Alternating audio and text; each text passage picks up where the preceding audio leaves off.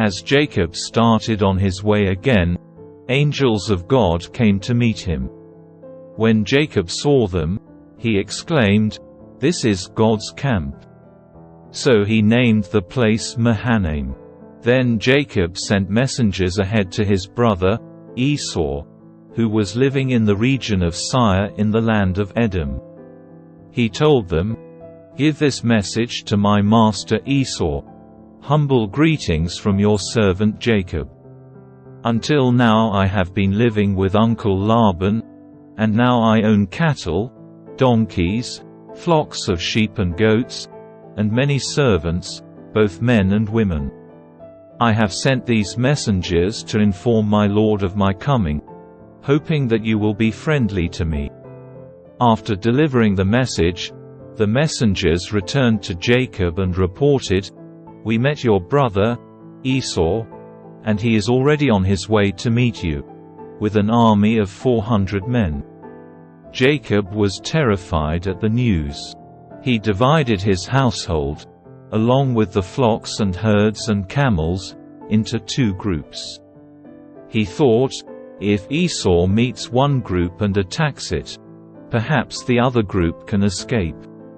Then Jacob prayed, "O God of my grandfather Abraham, and God of my father, Isaac, O Lord, you told me, 'Return to your own land and to your relatives.' And you promised me, 'I will treat you kindly.'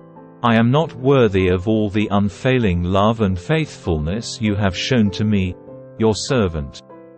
When I left home and crossed the river Jordan, I owned nothing except a walking stick.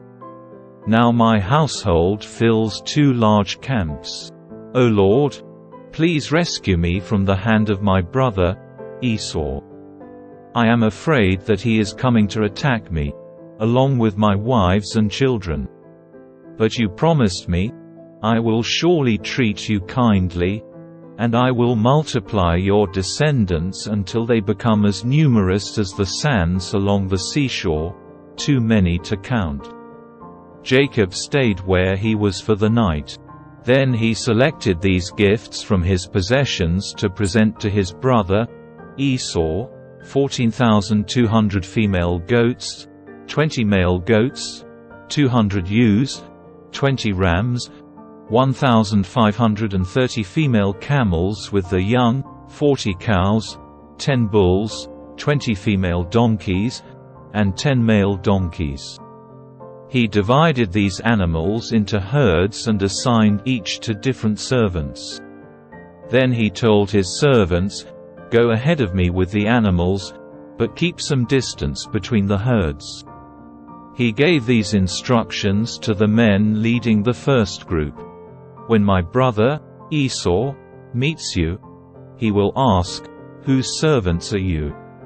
Where are you going? Who owns these animals?' You must reply, 'They belong to your servant Jacob, but they are a gift for his master Esau.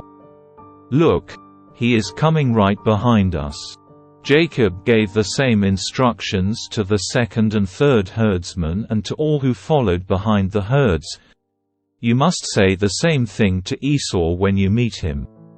And be sure to say, 'Look, your servant Jacob is right behind us.'" Jacob thought, "I will try to appease him by sending gifts ahead of me.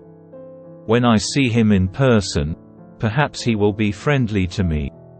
So the gifts were sent on ahead, while Jacob himself spent that night in the camp. During the night Jacob got up and took his 2 wives, his 2 servant wives, and his 11 sons and crossed the river Jabbok with them. After taking them to the other side, he sent over all his possessions.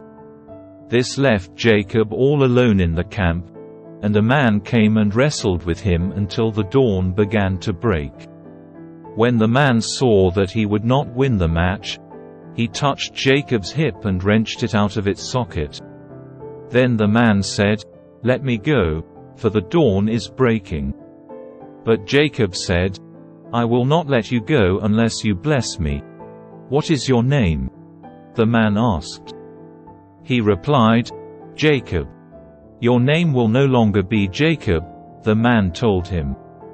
From now on you will be called Israel, because you have fought with God and with men and have won. Please tell me your name, Jacob said. Why do you want to know my name? The man replied. Then he blessed Jacob there. Jacob named the place Peniel, which means, face of God, for he said, I have seen God face to face, yet my life has been spared. The sun was rising as Jacob left Peniel, and he was limping because of the injury to his hip. Even today the people of Israel don't eat the tendon near the hip socket because of what happened that night when the man strained the tendon of Jacob's hip. Then Jacob looked up and saw Esau coming with his 400 men. So he divided the children among Leah, Rachel, and his 2 servant wives. He put the servant wives and their children at the front, Leah and her children next, and Rachel and Joseph last. Then Jacob went on ahead. As he approached his brother, he bowed to the ground 7 times before him. Then Esau ran to meet him and embraced him, threw his arms around his neck, and kissed him. And they both wept. Then Esau looked at the women and children and asked, Who are these people with you? These are the children God has graciously given to me, your servant, Jacob replied. Then the servant wives came forward with their children and bowed before him. Next came Leah with her children, and they bowed before him. Finally, Joseph and Rachel came forward and bowed before him. And what were all the flocks and herds I met as I came?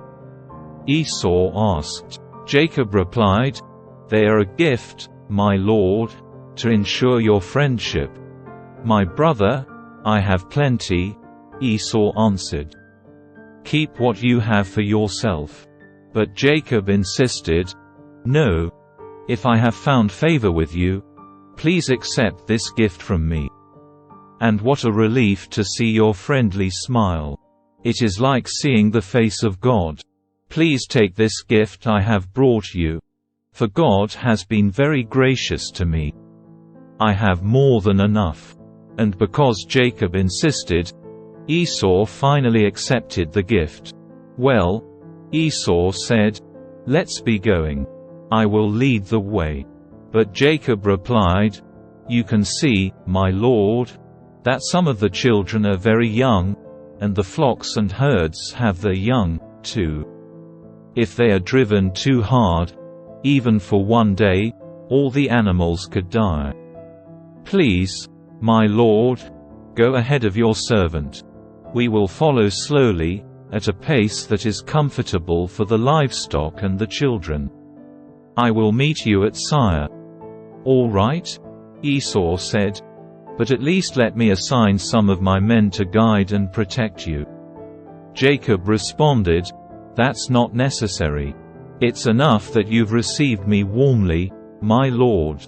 So Esau turned around and started back to Seir that same day.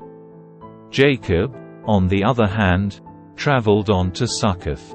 There he built himself a house and made shelters for his livestock. That is why the place was named Succoth, which means shelters.